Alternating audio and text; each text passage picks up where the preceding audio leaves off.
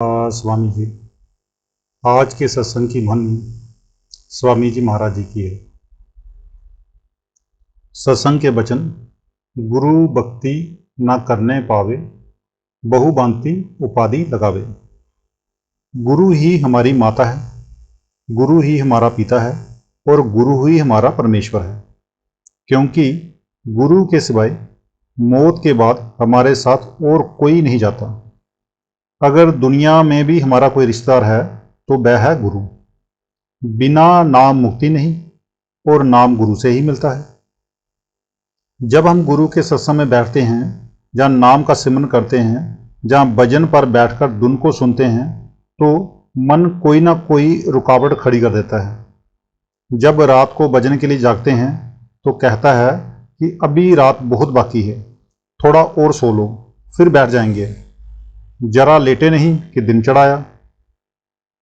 कभी मित्र होए बरमावे, कभी बैरी बन दमकावे। पहले तो मन विषय विकारों, राग रंग की चाटों और इंद्रियों के भोगों के स्वाद चखाता है। जो इनके काबू में आ गया वह तो गया, जो ना फंसा उसके साथ दुश्मनी करके, लड़ाई करके, जहाँ कुछ और करके भजन छुड़वा देगा। एक महात्मा एक दुकान पर खड़े थे।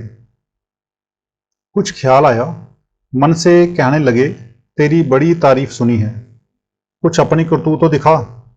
मन कहता है, देखनी है। एक आदमी वहां पर शहद बेच रहा था। उसकी मटकी में से उंगली भरकर एक दीवार पर लगा दी। शहद लगाने की देर थी कि उसकी खुशबू पाकर एक मक्खिया बैठी और लगी आंखें बंद करके शहद चाटने। अभी शहद खा ही रही थी कि एक छिपकली ने देखा कि ये तो मेरा शिकार है। जैसे ही छलांग मारी, मक्खी को शहद समेत खा गई। उस दुकानदार ने बड़े प्यार से एक बिल्ली पा रखी थी। बिल्ली छिपकली पर चढ़ी और उसे एक बार में ही खा गई। पास ही एक ग्राहक का कुत्ता खड़ा था। उसने बिल्ली पर हमला करके उसे चीर फाड़ डाला। दुकानदार को गुस्सा आया।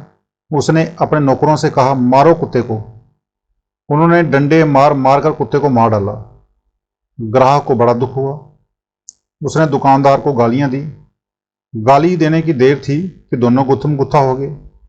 दुकानदार के साथ उसके नौकर थे और ग्राहक के साथ आम लोग। खूब लड़ाई हुई। तब मन ने उस महात्मा से कहा कि ये मेरे खेल हैं, ये मेरे धोखे हैं। कभी रोगन माही जुमावे, नाना विधि जाल बिछावे। मन कभी बीमारियों में, कभी अलग अलग विषय विकारों में ले चलता है। मतलब कि इसका मकसद है कि आदमी नाम की तरफ ना आए, अंदर ना जाए। वशिष्ठ जी रामचंद्र जी के गुरु थे। वह कहते हैं कि मन की ताकत का अंदाजा महात्मा को होता है। जो मूर्ख हैं उन्हें क्या पता कि मन की क्या ताकत है। और महात्मा क्या कह रहे हैं? वशिष्ठ जी कहते हैं कि हे राम, अगर कोई कहे कि मैंने 2000 मील लंबा और कई हजार फुट ऊंचा हिमालय पहाड़ उठा लिया है, हालांकि ये मानने में नहीं आता, फिर भी हम मान लेते हैं कि शायद परमात्मा ने दुनिया में कोई ऐसा आदमी भेजा हो जिसने कि उठा लिया हो। फिर कहते हैं कि अगर कोई कहे कि मैंने समुद्र को पी लिया है, मानने में तो नहीं आता, मगर मान लेते हैं कि शायद कोई ऐसा आदमी पैदा हो गया हो जिसने कि समुद्र को पी लिया हो। लेकिन अगर कोई कहे कि मैंने मन को वश में कर लिया है, तो कहते हैं कि मैं नहीं मानता।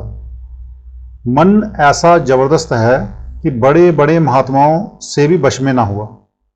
मगर आप इससे ये ना समझो कि मन को वश में करने की कोई दवा है ही नहीं। दवा है।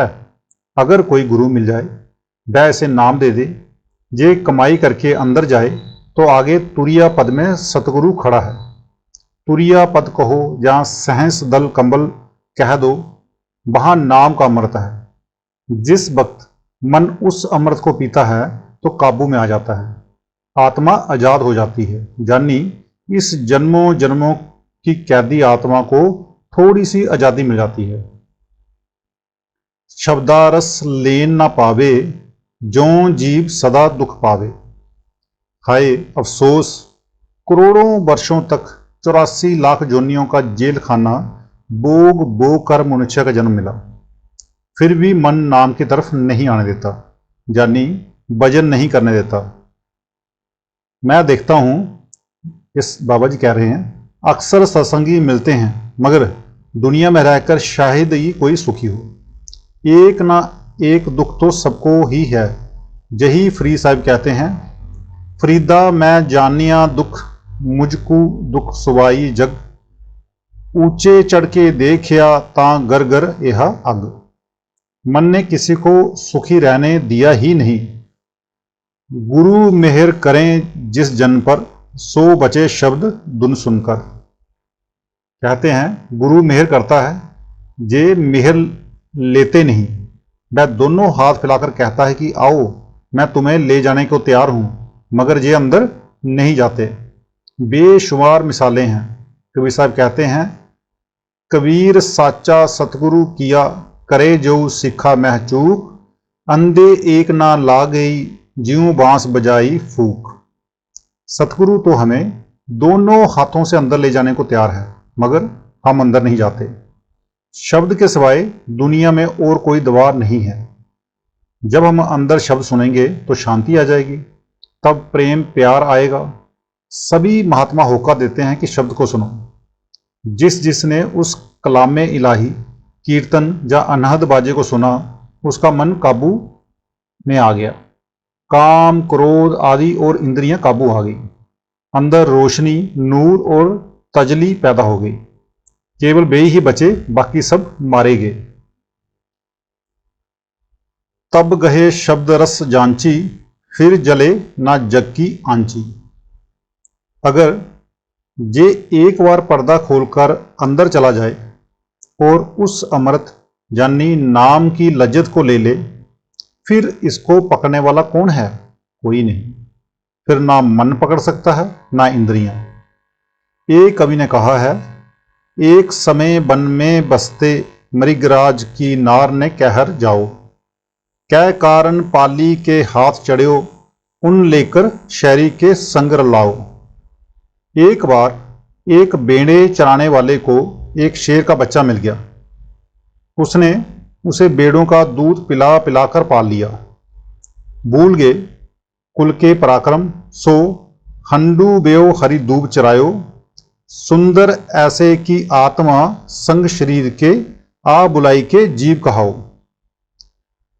शेर का काम है शिकार करना, मगर वह बेड़ों के साथ रहता, बेड़ों का दूध पीता और गंदगी आदि खाता। संजोग से एक शेर आ गया। उसने देखा कि ये शेर का बच्चा है। सोचने लगा कि ये शेर होकर बेड़ों के साथ चरता है। बड़ी हैरानी की बात है। धीरे धीरे वह उसके पास गया और कहा कि देख, तू शेर है। शेर का बच्चा कहता है, नहीं मैं बेड़ हूं। शेर उसे नदी के किनारे ले गया और कहा, पानी में देख, तेरी और मेरी शक्ल एक जैसी है कि नहीं? उसने कहा, शक्ल तो एक जैसी ही है। शेर ने कहा, अच्छा मैं गरजता हूं, तू भी गरज। जब शेर गरजा तो साथ ही शेर का बच्चा भी गरजा।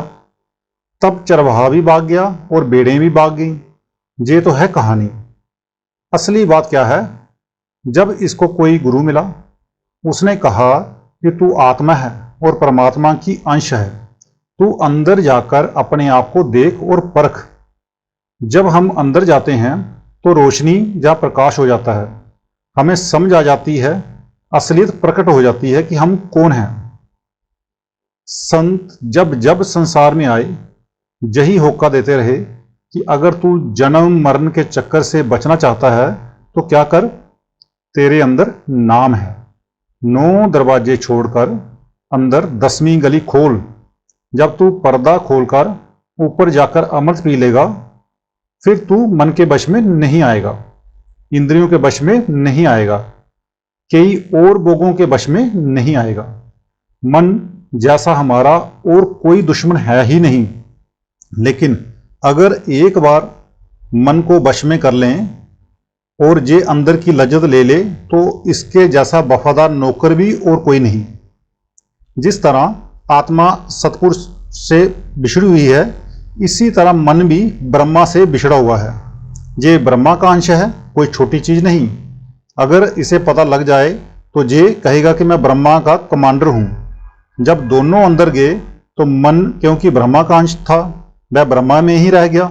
आत्मा आगे चली गई, पर्दा खुल गया। फिर कौन जन्म ले और कौन मरे, तब इस देश में आने की कोई जरूरत नहीं।